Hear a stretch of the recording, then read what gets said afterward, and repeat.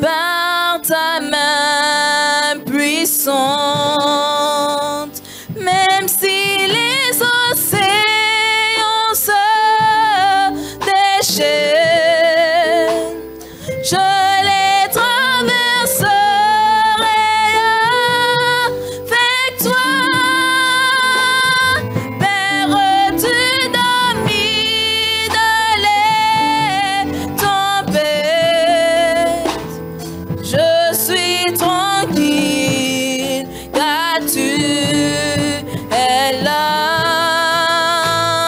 Je suis tranquille car tu es là.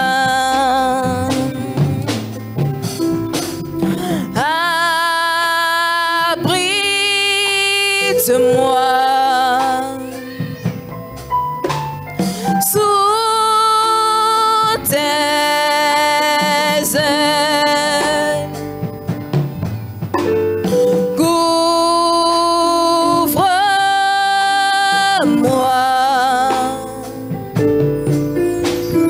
par ta main puissante, même si les océans se déchaînent,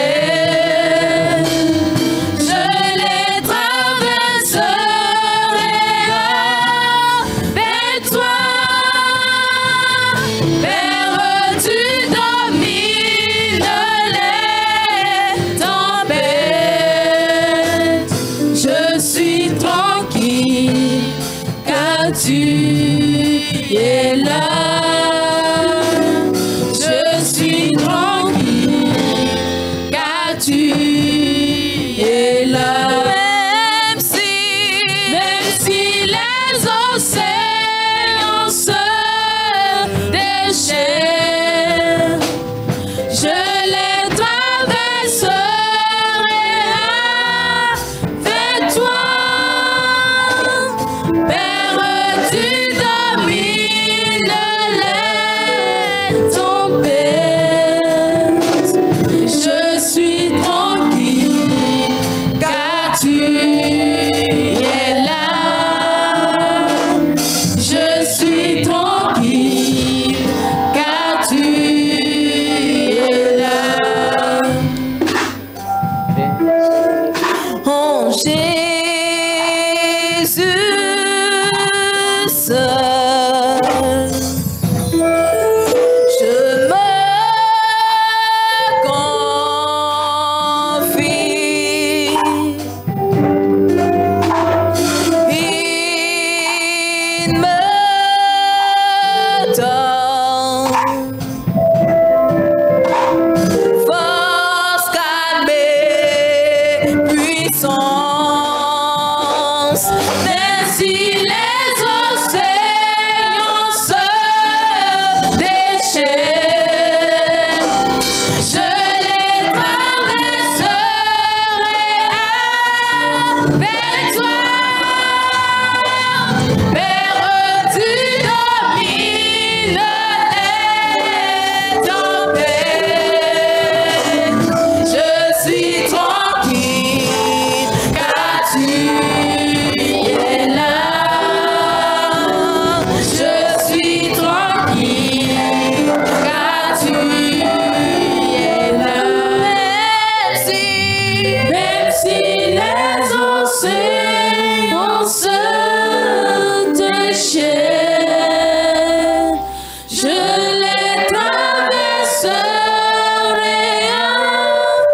avec toi. Père, tu domines les tempêtes. Je suis tranquille car tu es là. Je suis tranquille car tu es là. Alléluia. Amen. Est-ce qu'on peut acclamer pour le Seigneur? Asoko asinu mawa. Acclame pour le Seigneur d'avoir donné la vie ce matin.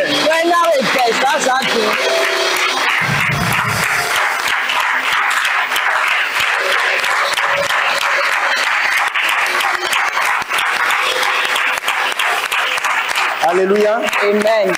La foi, c'est l'assurance que Dieu a déjà fait. Tu dois avoir l'assurance ce matin que le Seigneur a déjà donné solution à ton problème. Et que tu es là seulement ce matin pour le remercier. C'est pourquoi tu dois acclamer pour le Seigneur. Pour le remercier.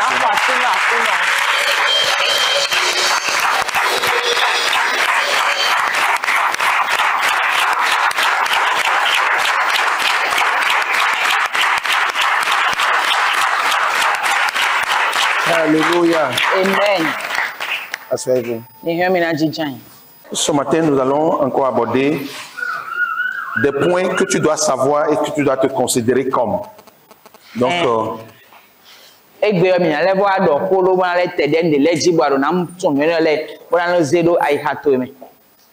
alléluia. Amen. La parole de Dieu nous dit, des choses, le titre que tu peux donner, c'est, il y a des choses que je ne peux pas apporter dans le royaume de Dieu.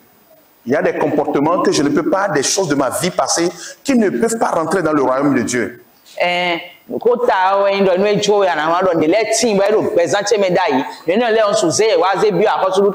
veux que tu comprennes ces choses. Alléluia. Amen. Dans le livre de Colossiens chapitre 1, à partir du verset 12, qu'est-ce que le Seigneur a dit? Qui va me lire ça? Est-ce que quelqu'un peut nous lire ça? Colossiens, rendez grâce au Père qui vous a rendu capable d'avoir part à l'héritage des saints dans la lumière. 12, 13. Rendez grâce au Père qui vous a rendu capable d'avoir part à l'héritage des saints dans la lumière, qui nous a délivrés de la puissance des ténèbres et nous a transportés dans le royaume du Fils de son amour. Amen. Et donc, nous avons des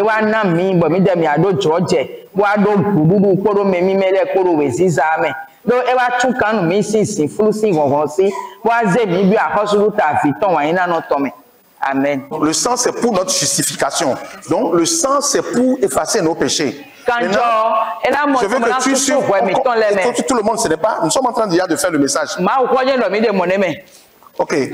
Le sang, c'est d'abord, ça a servi à notre purification. Donc, on a effacé nos péchés devant Dieu. Dieu a effacé nos péchés par le sang de Christ. On n'a plus de péché devant Dieu. Ça, c'est ce que le sang fait ça. Maintenant, la délivrance de la puissance du péché. Comment Dieu l'a fait? Par la mort. Par la mort. Alors donc, la délivrance, notre délivrance, c'est pas la mort. Ou bien? Okay. Dans le verset qu'on vient de lire, on dit que Dieu nous a délivrés de la puissance des ténèbres et nous a transportés dans un royaume, dans le royaume de son Fils. D'accord?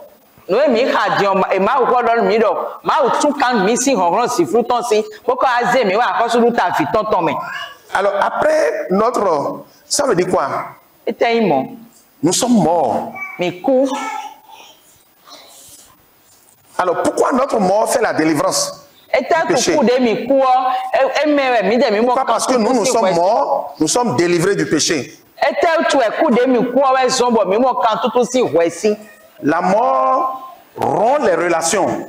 Donc si j'étais lié avec quelqu'un et que quelqu'un est mort, ça veut dire que la relation qui existe entre nous est finie. Donc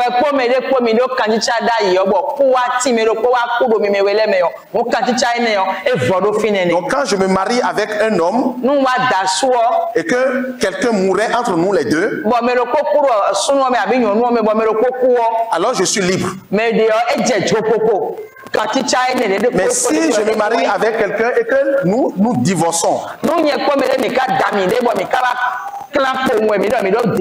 et que l'autre est à Paou et moi je suis à Bégamé et que les deux vivent là, je ne suis pas libre.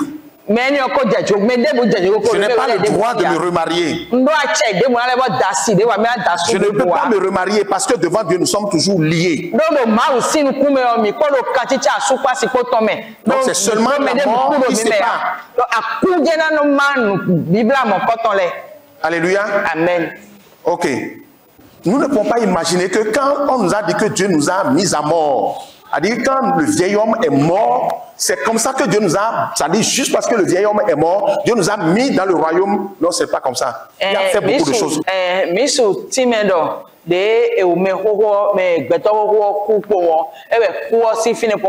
a fait beaucoup d'autres choses. Et que cela doit être réel pour toi. Alléluia. Amen. Dans le livre de Corinthiens, 1 Corinthiens chapitre 15, le verset 50, est-ce que tu peux me lire ça? Ce que je dis, frère, c'est que la chair et le sang ne peuvent hériter le royaume de Dieu. Est-ce que vous avez entendu? Non, allons-y pas à pas.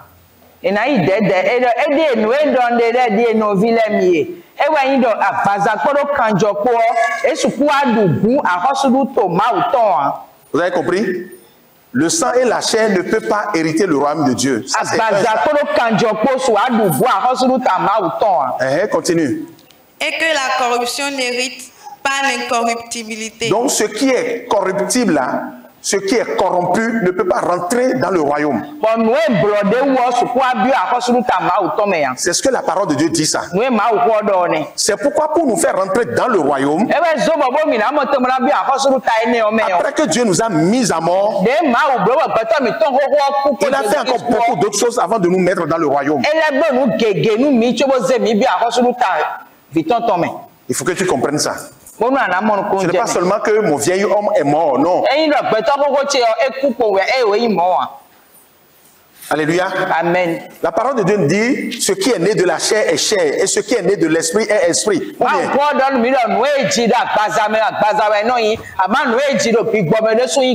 Donc nous sommes nés de l'esprit.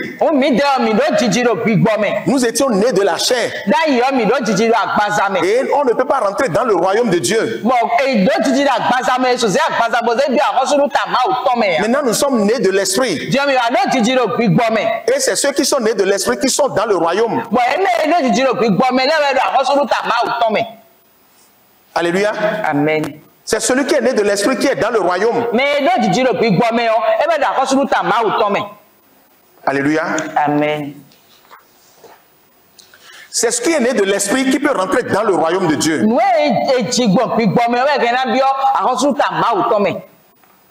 Alors, je vais t'expliquer juste comment ça s'est passé pour que nous soyons nés de l'esprit et que tu comprennes ça.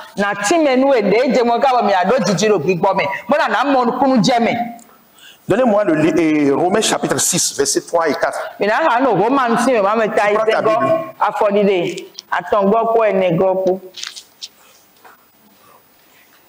Romains chapitre 6, versets 3 et 4. Ignorez-vous que nous tous qui avons été baptisés en Jésus-Christ, c'est en sa mort que nous avons été baptisés. Nous avons donc été ensevelis avec lui par le baptême en sa mort, afin que comme Christ est ressuscité des morts par la gloire du Père, de même nous aussi nous marchions en nouveau de vie. Amen. Ok. On va lire ça plusieurs fois. Ignorez-vous que nous tous qui avons été baptisés en Jésus-Christ, c'est en sa mort que nous avons été baptisés.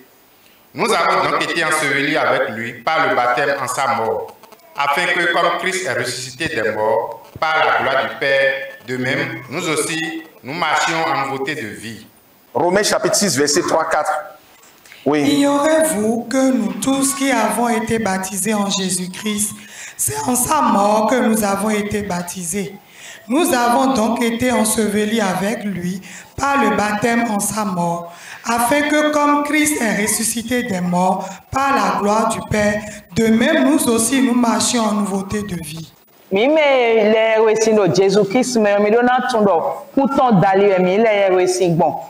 Bon, edi mi kwe ye kpogbo ye resi mi le gbon puton dali o. Bonu de Christ efonsi ku gbon gigoto metogbon mi jere so mi na di soni do gbeyo yo me. Quand tu prends ce verset Il y a trois choses importantes que tout chrétien doit savoir. Dans ce verset, on nous dit que, vous avez vu, Christ est mort déjà, ou bien. Mais nous avions fait le baptême. Et c'est le baptême, le sens du baptême qu'on est en train de... Le sens spirituel du baptême.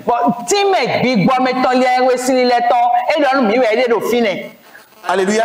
Amen. Lorsque tu te baptises et qu'on te plonge dans l'eau, la parole de Dieu dit que nous sommes baptisés dans sa mort. Que nous sommes plongés dans sa mort. Baptisés, c'est-à-dire mettre dans l'eau, plonger dedans. Donc, nous sommes baptisés dans sa mort. C'est-à-dire que le Seigneur Dieu nous a mis dans sa mort.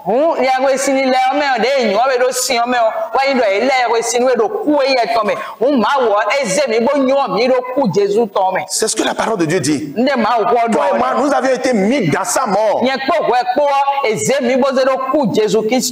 C'est pourquoi quand on nous met dans l'eau, on nous plonge complètement dans l'eau.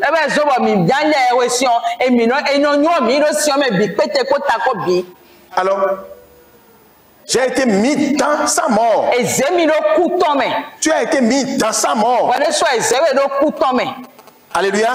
Amen. C'est pourquoi dans le livre de Romains, on nous dit, nous sommes crucifiés avec Christ. Alléluia. Amen. Et dans le livre de Corinthiens chapitre 1 verset 30, la parole dit clairement que Dieu nous a mis en Christ.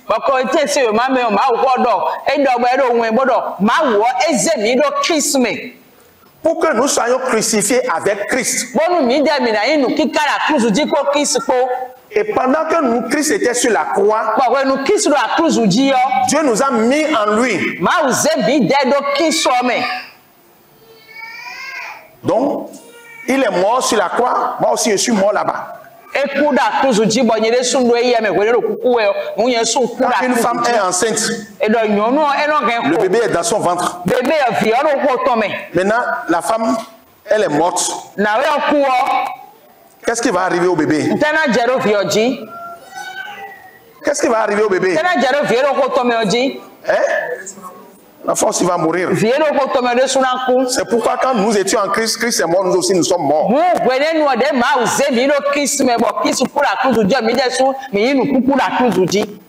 Alléluia. Amen. Je vais t'expliquer le sens. Le vieil homme qui était lié au péché, Dieu l'a mis à mort en Christ. Donc, l'ancien monde, normalement, ça veut dire quoi? Tout ce que tu avais appris, l'ancien monde, la manière dont tu aimes vivre avant là, la manière dont tu parles, la manière dont tu aimes faire le matu-fu là, tout ce que tu fais dans le monde avant était en toi. Et c'est ça, le vieil homme qui est mort.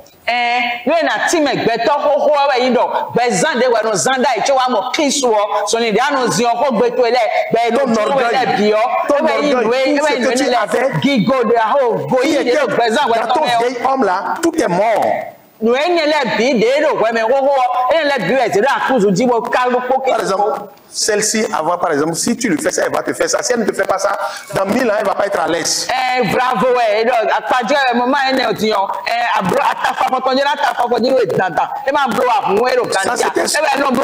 c'était dans son vieil homme. La parole de Dieu nous dit que ce vieil homme a été crucifié. Alléluia. Amen. Et quand on a crucifié Jésus, il est mort, non? Donc nous aussi, nous sommes morts en lui. Après, le verset nous dit que Jésus a été enseveli. Donc nous aussi, nous avons été ensevelis. Donc, il y a la croix. Là où nous sommes morts avec Jésus. Après, il y a le tombeau. Là où on a fait quoi? Là où on a enseveli Jésus, on a enterré Jésus. Alléluia. Amen. Et après, il y a la résurrection. Moi, j'ai été mis en Christ à la croix. Qu'est-ce que Dieu visait? Qu'est-ce qu'il cherchait en me mettant dans le Christ sur la croix? Qu'est-ce que Dieu visait? Oui. Dieu voulait crucifier le vieil homme. Moi, je suis ça là. Que Dieu veut qu'il meure sur la croix.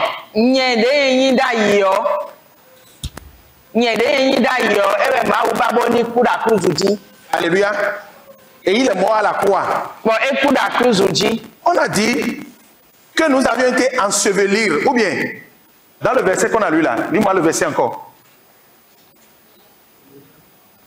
Romains 6, verset 3 à 4.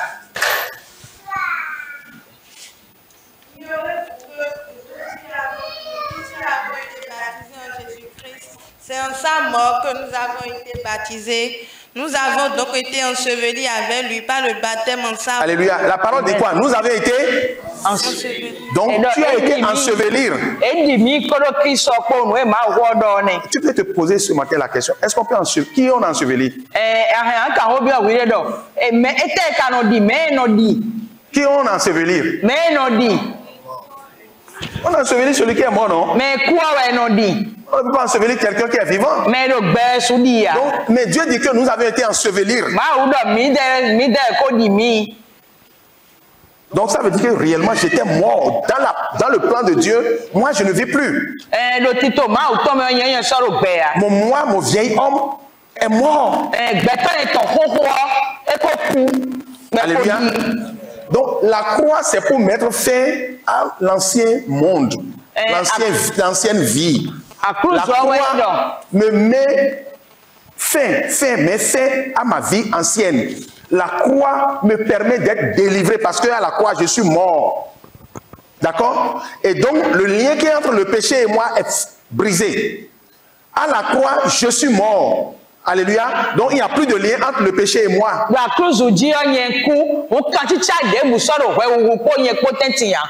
Mais je suis mort en Jésus-Christ.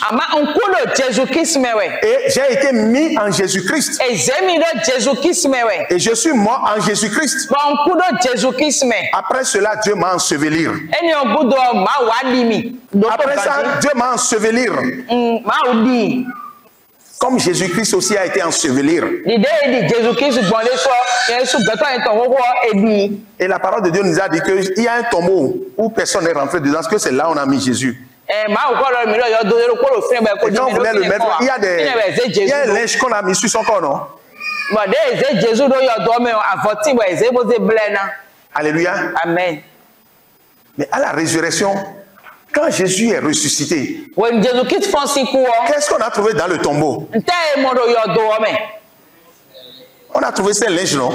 Les linges que le monde a donné à Jésus. Jésus n'est pas ressuscité avec ses linges. Est-ce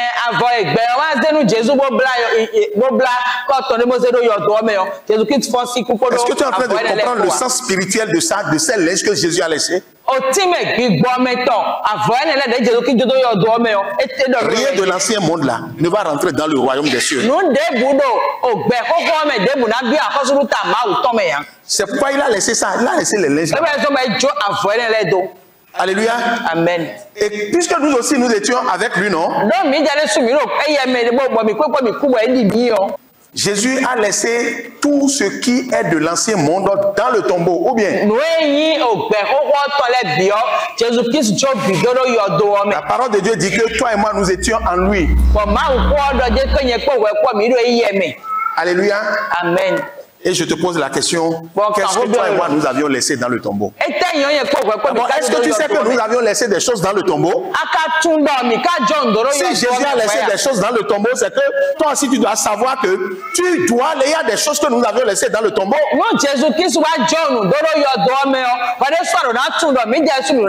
Il y a beaucoup de chrétiens qui ne savent pas qu'ils doivent laisser des choses au tombeau. Qu'est-ce que nous avions laissé au tombeau?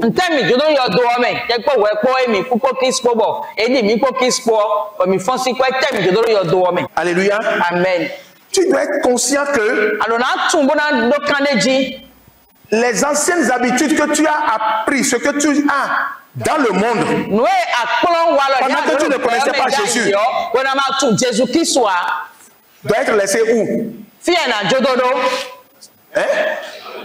Dans le tombeau. Si tu es ressuscité avec Christ et que tu ressuscites avec les anciennes habitudes, il y a quelque chose qui n'est pas normal. Le chrétien doit laisser dans le tombeau les vieilles habitudes.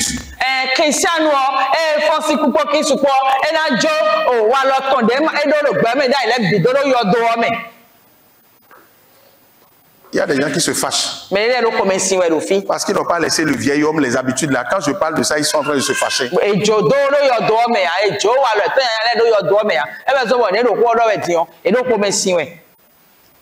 Il faut te fâcher contre la parole de Dieu, mais pas contre moi. Ou bien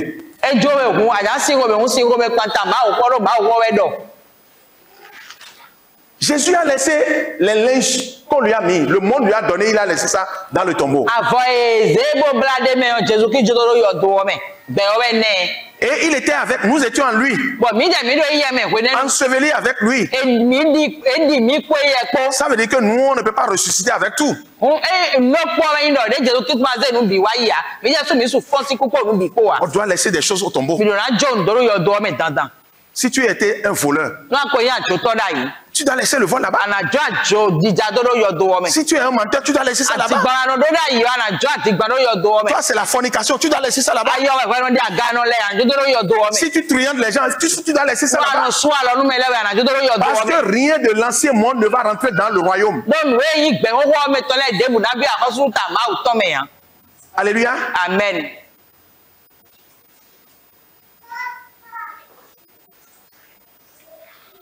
Et encore l'ancienne vie.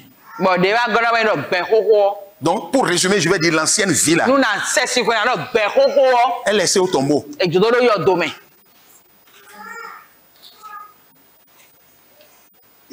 y a des gens qui sont en train de se regarder. Est-ce que moi j'ai laissé vraiment mon ancienne vie là dans le tombeau?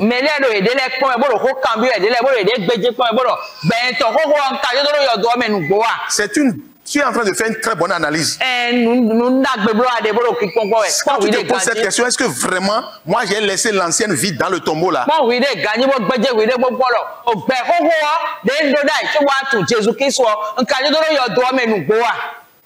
Parce que c'est ce que Dieu a fait avec nous. Ce que Dieu a fait avec la tête, il a fait avec les membres. Qui est la tête? C'est Jésus. Ce que Dieu a fait avec la tête, il a fait aussi avec les membres. Il a mis à mort la tête, donc les membres aussi sont mis à mort. La tête a laissé dans le tombeau les choses que le monde lui a données. Maintenant, les membres ne veulent pas laisser l'ancienne vie dans le tombeau. Tu n'as pas d'autre choix. Pour rentrer dans le royaume, il n'y a pas de compromission. Avec Dieu, c'est oui ou bien c'est non. Tu es obligé de laisser d'abord. Si tu n'as pas encore laissé, il faut que tu laisses. Si tu n'as pas encore laissé, il faut que tu laisses. Alléluia. Et à la résurrection, nous sommes ressuscités avec la vie de Dieu. Nous avions été crucifiés avec la vie que nous avions en Adam. Le vieil homme a été crucifié. Il est mort. Il a été enseveli. Et il doit être laissé au tombeau. Et à la résurrection, on reçoit la vie de Dieu.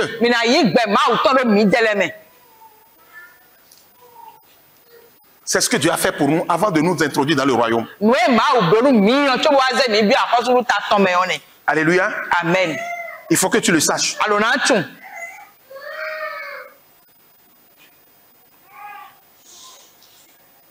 Et je vais te faire remarquer quelque chose. Pendant la période de la mort, lisez bien la parole de Dieu. Dans le livre de Romains là. Chapitre 6. Pendant la période de la mort, la parole dit que Dieu nous a mis en Christ. Ou bien, j'ai été mort avec Christ. C'est moi qui suis mis dans le Christ. Alléluia. Amen. Et parce que si on ne me mettait pas en Christ, si moi seul je mourrais, je ne peux pas ressusciter. Parce que je n'ai pas le pouvoir de me libérer du péché. Et puisque je suis corrompu, la corruption ne va pas se ressusciter. Et quand vous lisez bien la parole de Dieu, qu'est-ce qu'on a dit? On dit, Jésus-Christ est mort pour nous. Ou bien, il a pris nos péchés, ça. Quand la parole dit comme ça, la parole est en train de dire, il a d'abord pris tes péchés. C'est pour ça qu'on dit, il est mort pour toi. Et après, on dit, Jésus-Christ, nous sommes morts avec Jésus-Christ. Et ça, l'objectif de ça, c'est pour qu'on soit délivré du péché. C'est pourquoi on dit, Jésus est mort pour nous. Il a pris le péché, il est mort, c'est ça, non? Mais tu dois aussi savoir que tu es mis en Jésus-Christ. Donc, pendant que toi, tu rentrais en lui, toi, tu n'avais plus les péchés. Lui, il a déjà porté tes péchés. Mais toi, on t'a mis dedans pour que tu sois délivré. Il y a les péchés, il y a le péché. Quand on parle de péché, c'est le principe qui te pousse à commettre des péchés.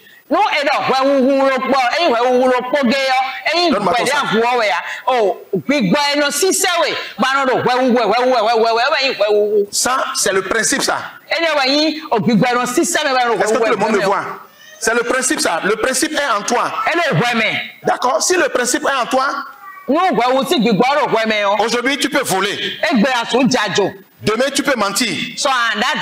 Après, demain, tu peux tuer des gens. Après, lundi, tu peux aller forniquer. Tout ce que tu fais là, on les appelle quoi? Les péchés. Mais qu'est-ce qui te pousse à commettre ces péchés-là? C'est le principe là, le péché qui est en toi. Donc, Jésus a pris d'abord nos péchés. Alléluia. Amen. Si Jésus a effacé nos péchés et il laissait le principe de péché en nous,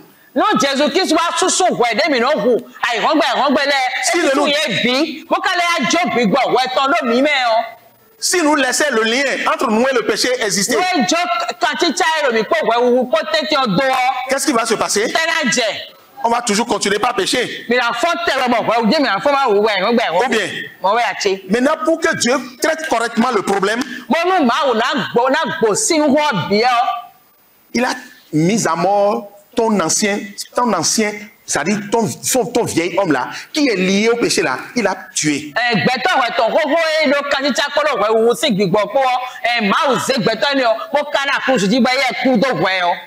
Alléluia. Amen. Donc même si le principe du péché est encore en toi,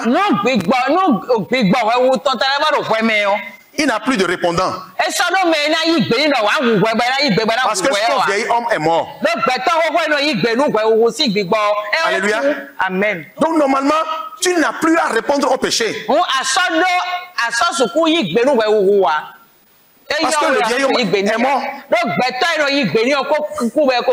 La parole dit que Dieu nous a mis en Christ. Et quel est le but? C'est pour la délivrance.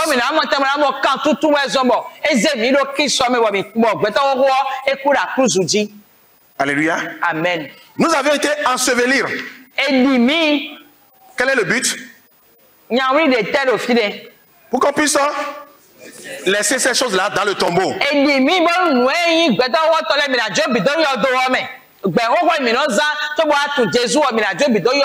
Maintenant, il y a la résurrection. Le verset dit, pour que nous puissions être ressuscités en nouveauté de vie. C'est bien ce qu'on a dit, non? Oui. Ressuscités en nouveauté de vie. Nous marchions en nouveauté de vie. Alléluia. Amen. C'est là où nous sommes nés de l'esprit. Mais quand on veut parler de la résurrection, la vie de la résurrection, vous savez ce qu'on dit? Dieu, Christ est en nous. Christ est en nous. Christ, la vie est mise en nous. La vie de Dieu est mise en nous. Alors quand il s'agit de la délivrance, qu'est-ce qu'on dit? Qu'est-ce qu'on dit ici? Hein?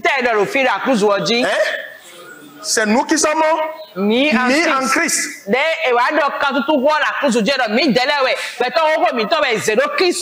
Mais quand après au niveau de la résurrection, qu'est-ce qu'on dit? J'ai reçu la vie de... J'ai reçu la vie. Donc la vie est en moi. Ce n'est plus moi qui est dans la vie maintenant. Mais c'est la vie qui est entrée en moi. La vie de Dieu qui est entrée en moi. Mais avant, c'est moi qui suis rentré dans le Christ. Maintenant, la vie de Dieu est en toi. Ou bien, est-ce que tu es conscient de ça? Ok. Est-ce que tu le sais?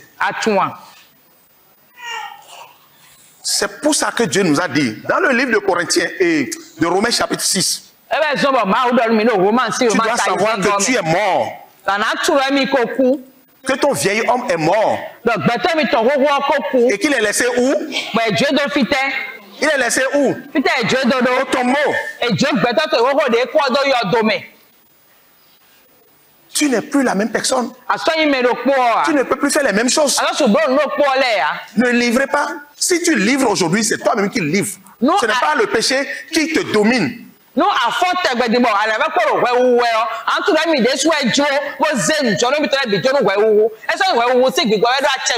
à la résurrection, on dit Dieu est entré en toi. La vie divine, la vie de Dieu est entrée en toi. Alléluia. Amen. Et entre ces deux passages, la parole de Dieu nous dit que nous sommes conformes avec lui comme une même plante. Nous sommes unis avec le Christ. Nous sommes en union avec le Christ. Et nous sommes devenus une même plante. Dans le livre de Romains, ça doit être, cherchez-moi ça.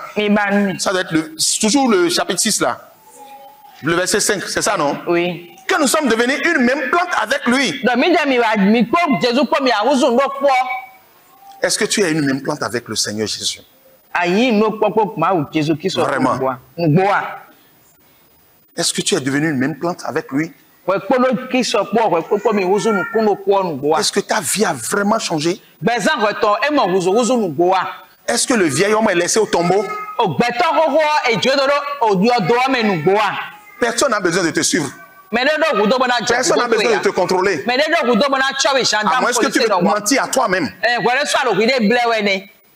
Mais si tu mens à toi-même, c'est dangereux. Normalement, c'est moi qui dois te mentir, non? Tu es si malhonnête que tu mens à toi-même.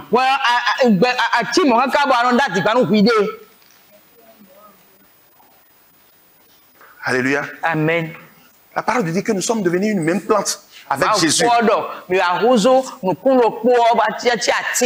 qu'est-ce que lui-même il a dit? Il dit, je suis le sceptre. Ou bien, et vous êtes laid. Mais Jésus n'a pas dit ça. Qu'est-ce qu'il a dit? Qu'il est le sceptre. Et que nous sommes. Je vais te poser une question. Est-ce que le sarment va donner des fruits différents du sceptre, de la nature du sceptre? Tu es sarment, tu es attaché à un sceptre et tu portes des fruits qui sont complètement différents de la nature du sceptre.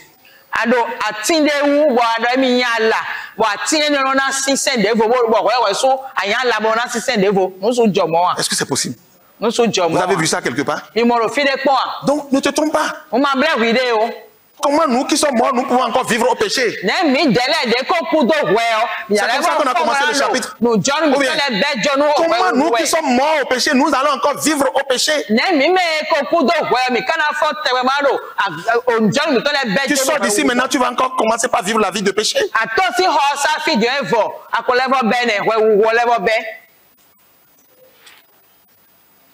Il faut arrêter de te tromper.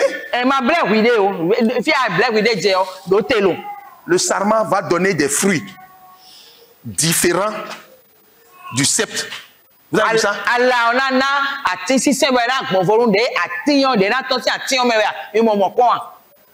Qui a vu ça? Nous sommes les sarments de Jésus. Nous sommes attachés à lui. Nous sommes devenus une même plante que lui. Alors comment peut-on nous donner des fruits? Nous pouvons donner des fruits différents complètement de la nature de Jésus. Quel fruit vous donnez? Quel fruit nous donnons en tant qu'enfants de Jésus? Citoyens du royaume de Dieu.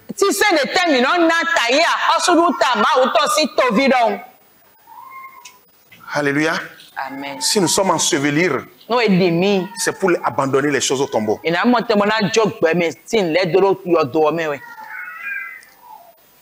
Ne livrez pas vos membres au péché. C'est ce que la parole de Dieu te demande. Ne livrez pas vos membres au péché. Alléluia. Amen. Et la parole dit quoi? Demeurez en moi. Et moi, je vais demeurer en vous. Demeurez en moi. Et moi aussi, je vais demeurer en vous. Et si vous demeurez en moi, vous allez porter beaucoup de fruits.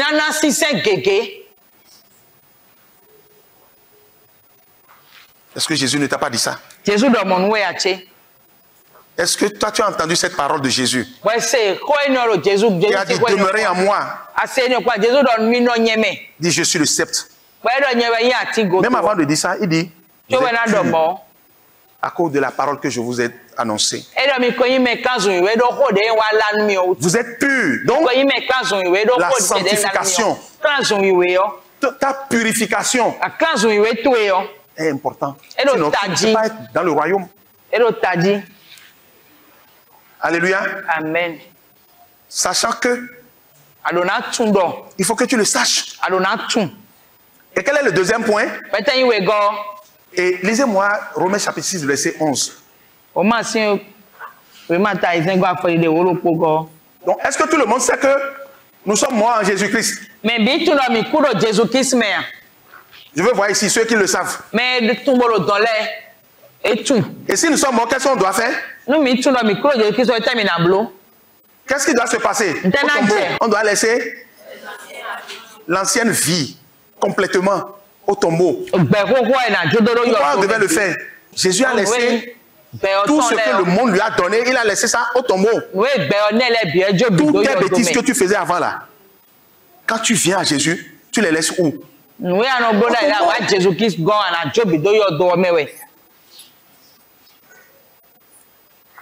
Alléluia. Amen. Est-ce que tout le monde le sait ici qu'on doit laisser?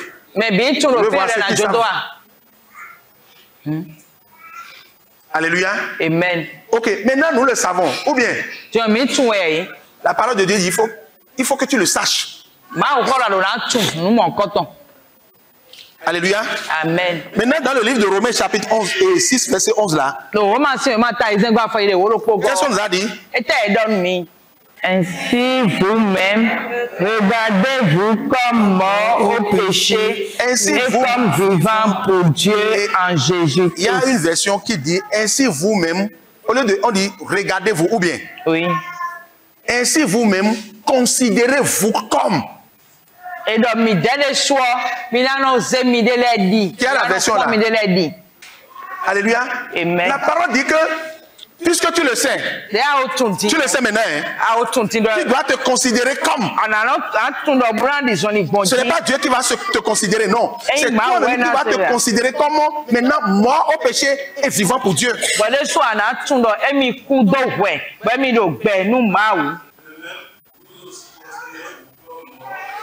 Voilà, de même De même, vous aussi considérez-vous comme mort au péché, maintenant vivant pour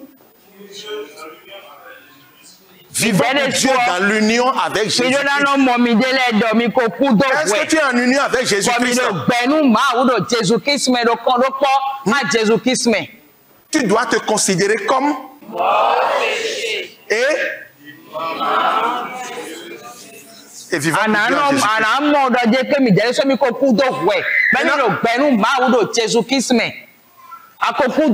Lève-toi. T'as vu? Et moi? Elle est belle, non? Et on est payé. Hein? Elle s'est bien fait ses cheveux. Alors que son mari a voyagé. Hein? Depuis que son mari est là, elle n'a jamais fait ça. Hein? Hein? Vous avez vu comment elle est belle? Maintenant, elle ne se considère pas comme morte au péché. Elle vit pour le péché. Elle livre ses membres au péché. Mais tous les jours, elle vient s'asseoir devant ici. Et quand elle va mourir, elle va aller au ciel. Alléluia. Hey, parce qu'elle est belle. Ou bien c'est ça, non? Vous n'avez pas compris ma question. Comme elle est belle, elle a beaucoup d'argent. Elle travaille au ministère là. Elle ne se considère pas comme mort au péché. Hein? Mais elle vit pour le péché. Elle livre ses membres au péché. Alléluia. Amen. Maintenant, un jour, elle est morte. Dieu m'a dit, oh, mais elle est belle, elle a beaucoup d'argent. Elle travaille au ministère. Elle a beaucoup de voitures. Non, non, celle-là, on peut la pardonner. Elle n'a qu'à rentrer dans le royaume.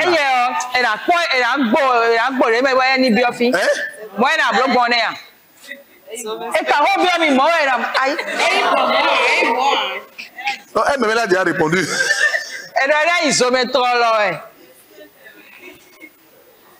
C'est maintenant que tu es vivant là, que tu dois te considérer comme mort au péché.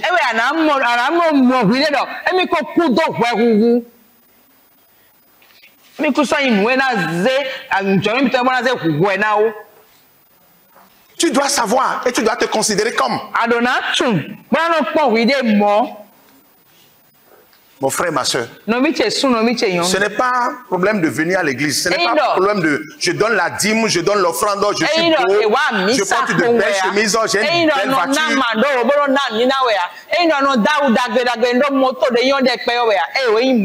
Si tu ne te considères pas comme mort au péché, et continues pas à livrer tes membres au péché, Dieu ne va pas être content de toi. Parce que ce qu'il a fait à Jésus, il l'a fait aussi pour toi. Dis à quelqu'un, ce que Dieu a fait à Jésus, il l'a fait aussi pour toi. Tu dois te considérer comme mort au péché. Alléluia. Amen. Tu vas prendre ton offrande et ta dîme.